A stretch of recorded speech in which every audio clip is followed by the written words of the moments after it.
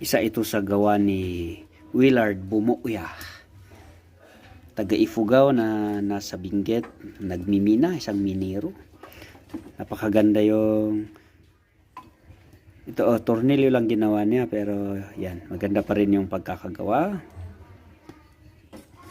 Quality. Minodify lang natin yung profile niya. Yan. Yung ito, yung handle is Carabao horn. Tapos mga